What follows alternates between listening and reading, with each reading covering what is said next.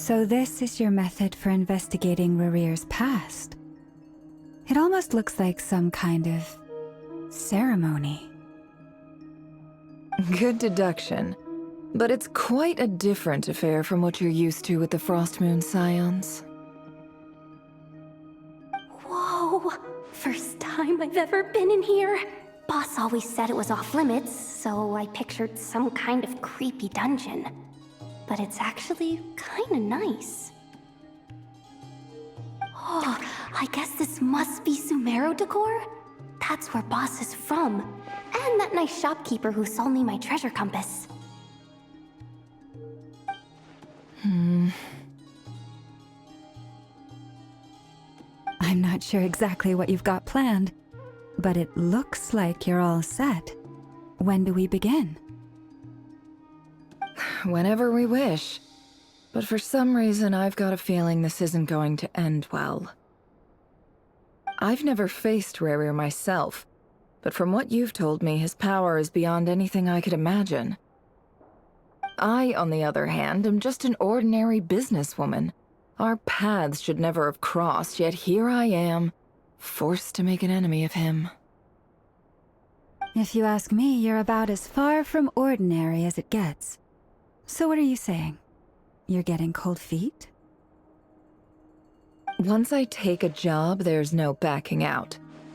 Still, I have to ask myself if the power I'm relying on will even work on an opponent of this caliber.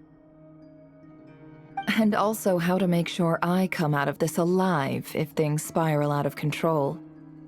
Death is the one thing we can take for granted. It is the great equalizer, however fortunate or unfortunate we may otherwise be. So it's important to consider how to spend what lifespan we have left.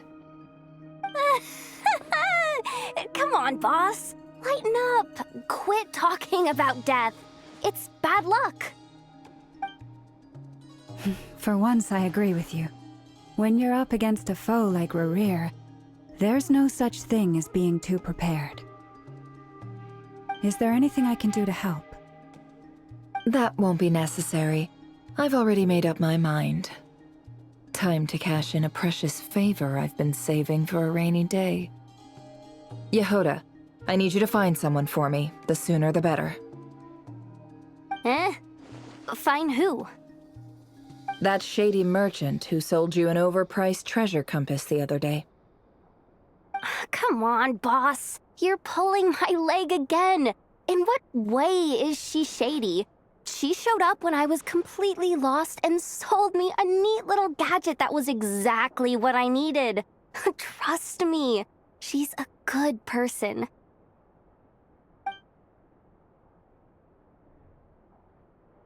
Anyway, I know who you're talking about. Don't go anywhere. I'll be right back.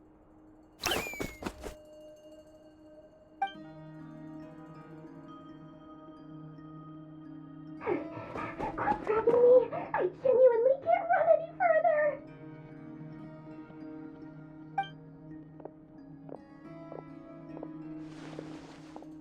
Hey, aren't you... What is it? What's the big rush?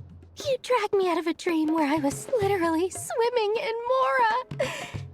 I'm charging double my usual attendance fee. See, look how easygoing she is.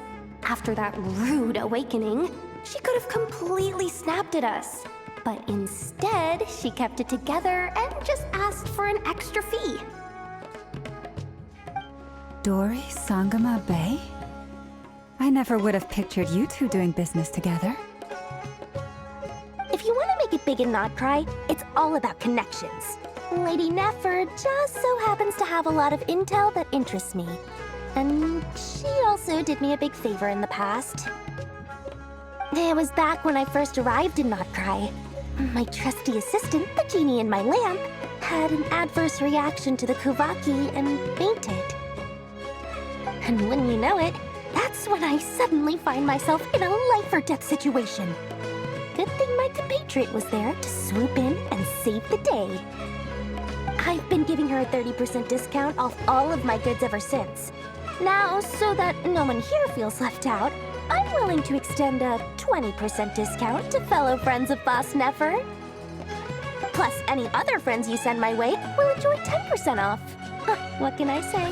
The great Lord Sangamabe is nothing if not generous. So, let me guess. You've run into some trouble? I've got everything you could possibly need, and the more you buy, the more you'll save. You guessed correctly. What have you got in the way of survival gear? The one type of gear I've never been short on. What are you looking for? A jetpack fresh from the Academia's labs? An ancient suit of armor dredged up from the bottom of the sea? At the very least, I need to know what kind of opponent you're dealing with here. If even you're worried about staying alive, it must be pretty serious. What if I told you it's someone with the power to bring a nation to its knees?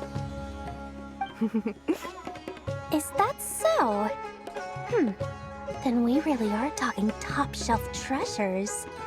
I don't have anything like that in stock right now. I'll have to ask my supplier. Your supplier?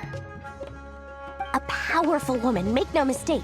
I can't reveal her identity, but luckily for you, I hear she's planning to visit Notcry in the near future. If you're willing to wait, I can ask her when she's here. Can't say exactly how long that'll be, though. Then, let me put it another way. What would you do if you encountered an enemy like that? Roll over and serve yourself up on a silver platter? Of course not. I have a handy little trinket from one of my generous suppliers, which... Hold on. What exactly are you getting at? No, no! This is for my personal use only! Let's just say I'm borrowing it, all right? Just for insurance purposes. You'll get it back later. Favors are the worst kind of debt to owe, and now you've got a chance to repay one. A win-win situation, don't you think? Fine. You can borrow it for 5 days. No, make that 3. And for every extra hour after that, I'm charging you 1,000,000 mora. Deal? Deal.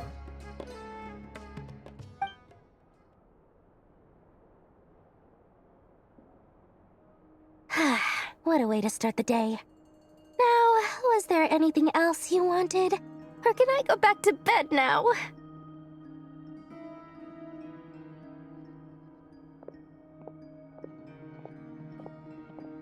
That will be all. Take care now. Don't trip up on your way back, friend. See you later! You're my favorite shopkeeper.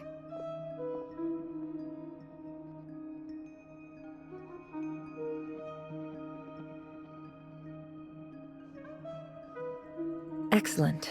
Everything is well and truly ready. The ceremony can now begin. After initiating the ceremony, your minds will follow me wherever I go. You will see many strange things in your mind's eye.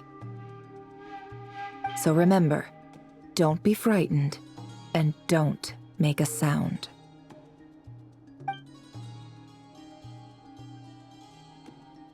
Now then, let us peer into the Raker of Solnari's past.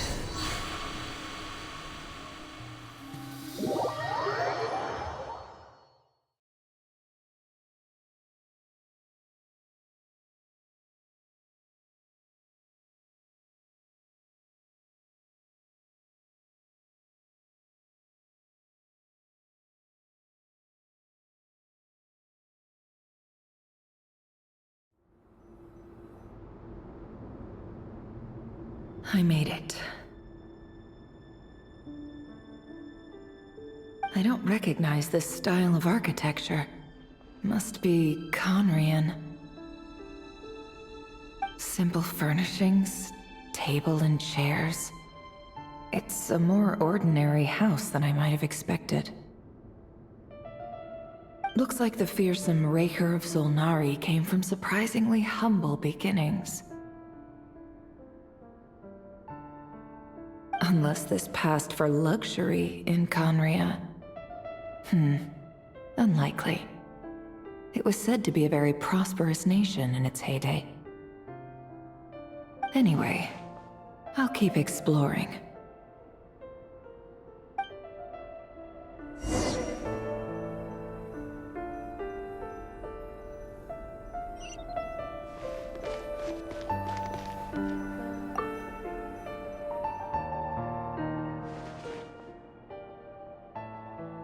Hi, Rivier.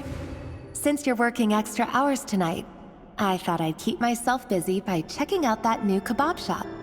I've heard good things about their menu. I'll test it out, and if it's as good as everyone's saying, let's go back together sometime. P.S. New stash from the Universitas Magistrorum. I brought some goodies home. A few teacups and a pin rack. Hope you like them. They didn't sign their name, but they must have been close. Sounds like they were living together.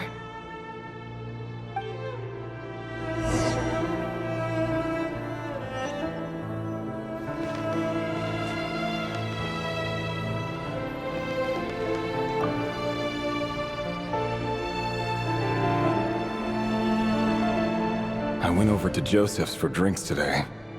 They have a fine collection, but I went alone. Felindis was tied up with something and couldn't make it. Joseph asked why I came alone, but I didn't really have an answer. He then went on to ask about other things. If you ask me, someone who asks that many personal questions is too nosy for their own good. But if he invites me again, chances are I'd still go. Felindis. That's the same name Rerir mentioned. Grain imports keep falling. If things don't pick up, we'll soon be back to meat and mushrooms only. Honestly, I'm not a huge fan of that new type of mushroom everyone's been into lately. Didn't it start out as a lab-grown variety? I heard it's even mildly corrosive. Seriously, why would you even eat something like that? I don't care if it's an impressive feat of alchemy. That just isn't the kind of thing I like to eat. Grain has to be imported, and they're eating a diet of mostly meat and mushrooms. Could it be because Conria is underground, so it doesn't get much sunlight?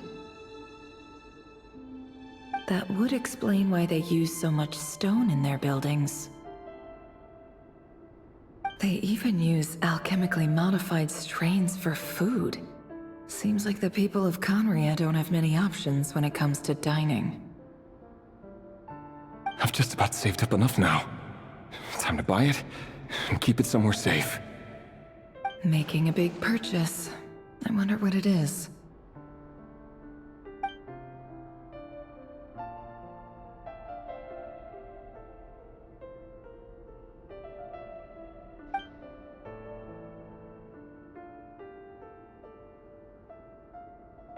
He really is a professional. No wonder he's so good at covering his tracks. Despite what he's become, it seems like he's retained certain habits, at least in this regard.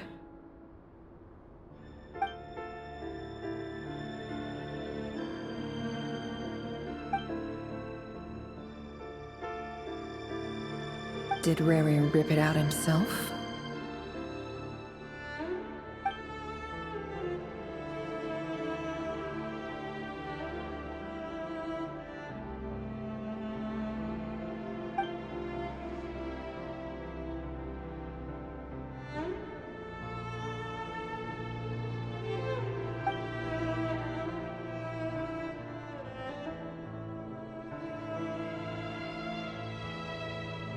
Before I met you, I was convinced that my heart was nothing more than a stagnant pool. The burial place of a fallen moon. A withered, windless grove where the waters rested forever unrippled. It was you who helped me see that my heart hadn't entirely withered away. That it could still beat to the rhythm of love. This is just trivial sentimentality from the looks of it. Why would he go to the trouble of hiding that?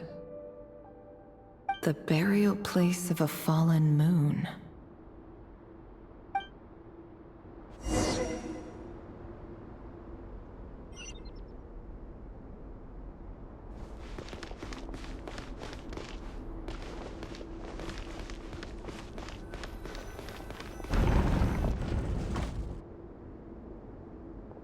Reverie, over here.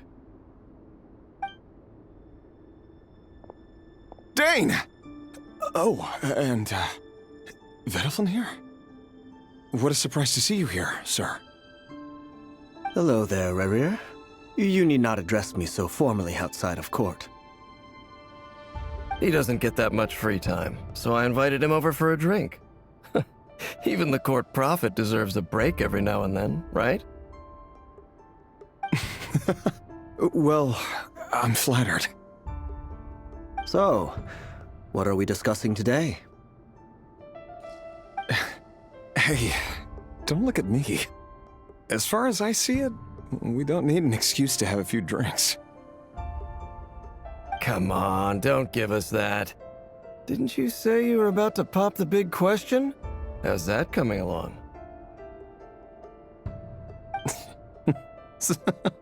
Who'd have thought the great Twilight Sword was an even greater gossip? I just didn't expect you to be the first one to settle down and get married, that's all.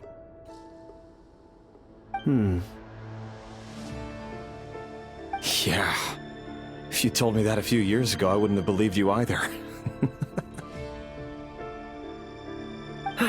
So, are you planning to come clean about your job then? I'm guessing you still haven't told her. Sure, I'll have to tell her at some point. But I'll need to pick the right time and place. To be honest, I have no idea how she'll take it. Come on, stop being such a pessimist. For all you know, she could be thrilled. I bet she'll be much more impressed by your actual job than the one she thinks you're doing now. A member of the King's Guard. Quite the cover story. Does the king himself even know? Of course he does. Anyway, enough about me. How have you been? Me? Same old, nothing much to... Huh? What's up, Ved? It's nothing. Vedifulnir, Dainslift's elder brother. Renowned throughout the court of Conria as the Visionary, and said to possess a wisdom far beyond the reach of any ordinary man. And yet, despite the gulf between us, he seems to have something to say about me. Does he even know me? Does he see me as a friend of his brother, or just another of the Vinster King's blades? Why did he react so strongly? Was it really to do with what we were talking about? Brown, curly hair and brooding blue eyes. So this is what Rerir looked like back in the day. Perfectly normal. No different from anyone else. As frightening as this monster is in the present, there's something even more unsettling about seeing the human he used to be.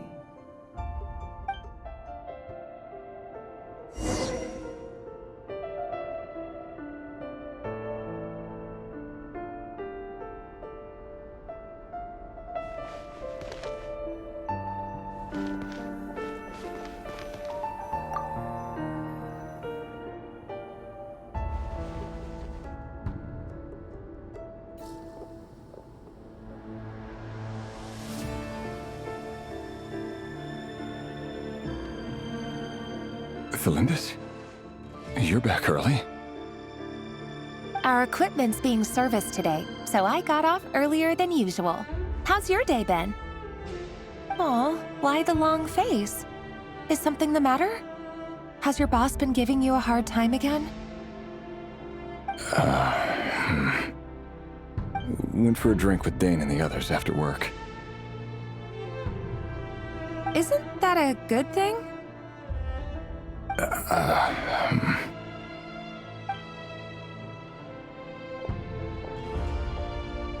Vedafamir showed up today, too.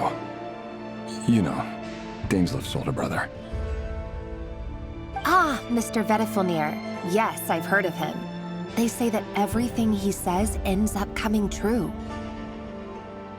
He overheard Dainslif mention that I'd recently proposed, and seemed to have an issue with it. But when I asked what it was, he kept it to himself. So, you're worried? You can be such a child sometimes, Revier. We're nobodies. Why would the Visionary be concerned about us? I'm sure someone in his position has much bigger fish to fry. Maybe you're right. You worry too much, Revier. We've been together for ages now, and everything's been going so well, has it not? You've even proposed to me. So, you do remember. Tell me then. What's your answer? Like I said, I need some time to decide. You can't just rush into things like this. We may be nobodies in the grand scheme of things, but if we want things to work out, we've still got to plan ahead. All right. Take your time. Just don't keep me waiting forever. Nobodies. Sounds about right. In the eyes of people like Vedafamir and Dainslif, what do we matter? Can someone whose gaze is so fixed on a far-flung future even see the present clearly? Besides, the dynasty's fate rests with the king and his inner circle. Whatever I do, it won't make much difference. Meanwhile, every idea they come up with and every decision they make, it affects everything. These days, the king is lost in his research, and the purge of the Crimson Moon bloodline grows ever more intense. The opposition tried to speak out, but nothing came of it. And I'm under no illusions as to why. Because we eliminated them and got rid of their bodies. A man can have 1,000 reasons to carry a sword, but there are few good excuses to use it. Yet the king has never even considered a gentler approach, and he never will. What becomes of someone who kills on another's behalf? Can he ever find true peace?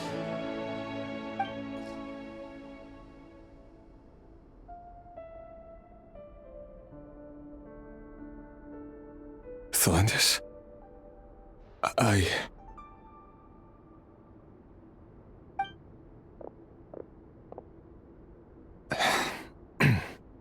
It's nothing. You were right. Fate has never smiled upon nobodies like us. But by the same token, it's unlikely to bear a grudge against us either. There's no reason we can't keep living happily together, cherishing the simple joys of each day as they come. See? You just need to stay positive, Revier. I can feel your warmth, your breath. You're right there, right by my side. Just seeing you makes me happy in a way I can't explain, and that's something that no one could ever take away from me. So smile, my love. Let go of that frown. You're right, Thelindis. I've just been overthinking things. That's better. Getting caught up about things like this will only ruin our evening. Speaking of which, all set for the ball tonight? I need to go get ready. You go ahead. I just have a few things to take care of, then I'll come join you. Even busier than the big shots, huh? Fine, I'll go get started. But don't be late. If you keep me waiting too long, I won't be a happy bunny. Relax. I'll be there. Seriously though, you drive a hard bargain. You're really gonna leave my proposal hanging and still expect me to take you to the ball? Well, that goes without saying. I already told everyone I'd be coming with a dance partner. Besides, they're two completely different things. Let's take it one thing at a time, all right?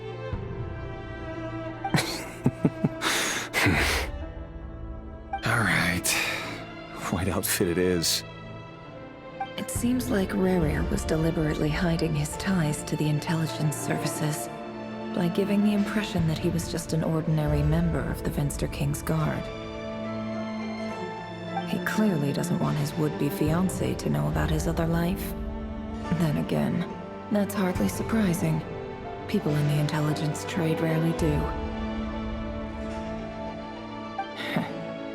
Who'd have thought we were in the same line of work? Let's dig a little deeper.